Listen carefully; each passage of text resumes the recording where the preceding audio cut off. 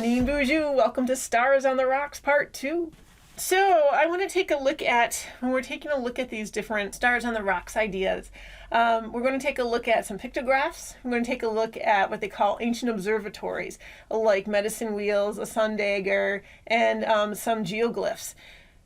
There's so many more things to talk about out there, but I hope it can kind of touch on these bases, get you interested, and if you want to do more research, you always have your star journal for your final exam to put more in, or even just for your own personal research, because it's really an absolutely fascinating area of study. It's thrilling to know that people for thousands and thousands of years right here in North America have been very aware of even the smallest movement of the stars, and they've been watching them and paying attention to them. They were important to them, and they had this vast astronomical knowledge that until very recently has been written off by Westerners and by Western science as non-existent or virtually non-existent. So it's just super exciting to see everything that's now being recognized and coming about and being given a voice to, really.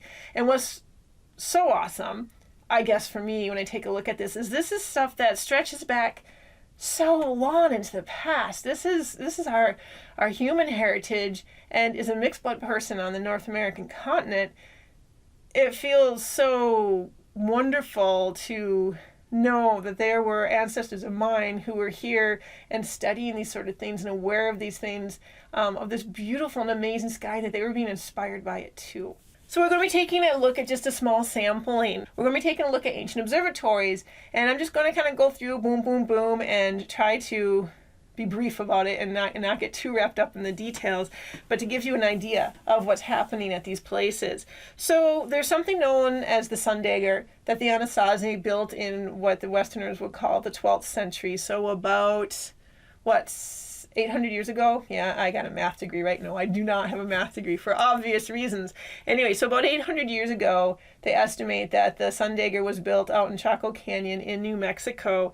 And I'm going to show you this video here that visually represents better how it works. But essentially, there's a slit in the rock that the sun can come in through this cave, and there are spirals carved into the inner rock inside there.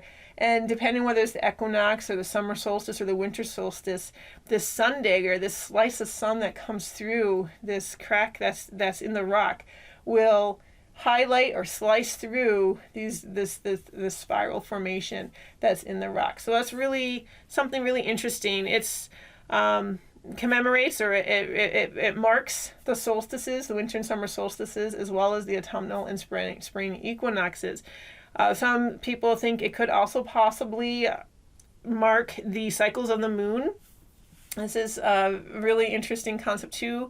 The moon goes through a little over an 18-year cycle in our sky, and it has its own cycle similar to what the sun has in our sky, and it's got an 18-year cycle. The moon is really fascinating, and there's some people who suspect that the Sun Dagger is also related to this cycle of the moon, these lunar phases, and the lunar standstills, this longer cycle, 18-year cycle of the moon. Another ancient observatory comes with the medicine wheels. Now, the medicine wheel, this was something I wasn't aware of either. I've used the term medicine wheel, I don't know how long. I can't remember when I first started using it, when I was young sometime. But anyway, so I always just took it for granted that this was a term that came from a native culture, but evidently, supposedly, and I'd like to look into this more, but the term medicine wheel comes from the American settlers' reference to a particular rock formation out in what we now call Wyoming, called the Bighorn. They call it now the Bighorn medicine wheel. And people would refer to it as a medicine wheel, and from there we got this term medicine wheel that entered our vocabulary. So these medicine wheels, in general, what the common characteristics they share is there are circles made out of stone, and usually maybe sometimes some wood, and they can be fairly large. The one we'll be talking about from the Bighorn medicine wheel in Wyoming is 82 feet in diameter. So when I say large, I mean really large. And many of these stone circles are they seem to be pointing to different sky events, usually solstices or equinoxes, and sometimes other sky events as well. There are at least 70 of these medicine wheels in North America, and they are located in the northern plains of Wyoming and North Dakota, what those states that we call Wyoming and North Dakota now, and all the way up into what we now call Alberta and Saskatchewan. So they're scattered all throughout there. The Bighorn medicine wheel is really well known. It's by Sheridan, Wyoming, and they're not sure exactly how old it is, but there's dates right now that range, looking that people have been using the medicine wheel from anywhere between 4,000 to 7,000 years ago, so a really, really long time. It's, like I said, 82 feet in diameter. That's the outer circle, is 82 feet in diameter. And then there's an inner circle made of stone too that is 12 feet in diameter. And inside the inner circle, there's a hollowed out, almost kind of like a hole in the center there that's made out of stone. From this hollow oval cairn that's in the middle, cairn, C-A-I-R-N, that's from this hollow cairn that's in the middle, there are 28 lines that extend from that middle to that peripheral circle. And then on that peripheral circle, there are several rock cairns that are placed around that peripheral circle. This area, the Bighorn Medicine Wheel, is only accessible in summer. It's up in the mountains, and it has a mountainous climate, so it's not habitable for most of the year, but it's accessible during the summer.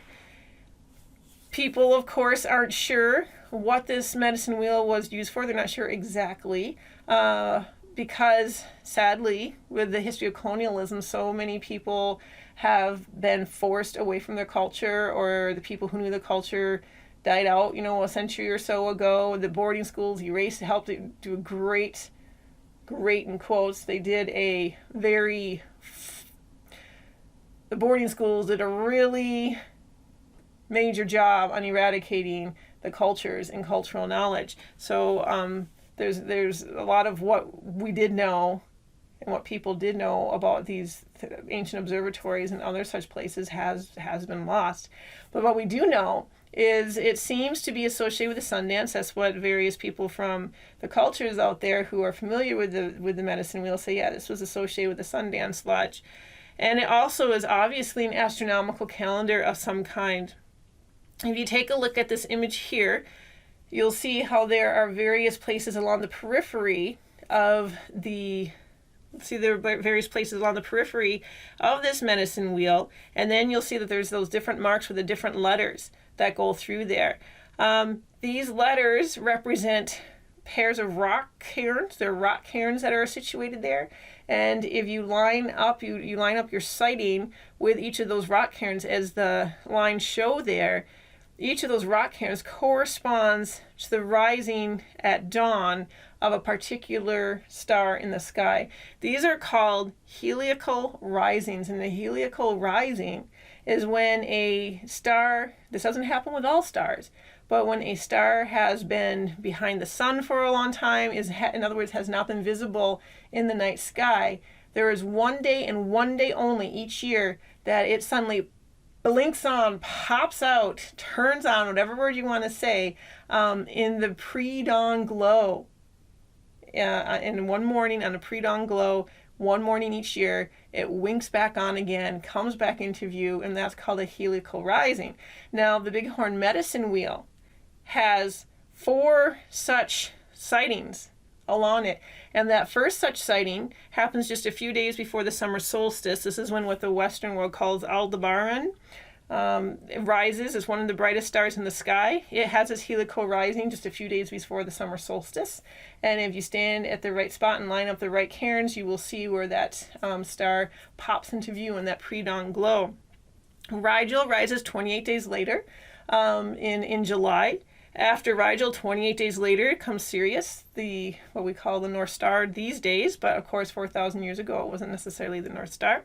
And then there's a 4th star that rises in September, 28 days after Sirius. And there, like I said, a stone cairn for each that marks the rising of each of these suns. Or that marks, well, they are suns, but it marks the rising of each of these stars, these bright stars in the sky.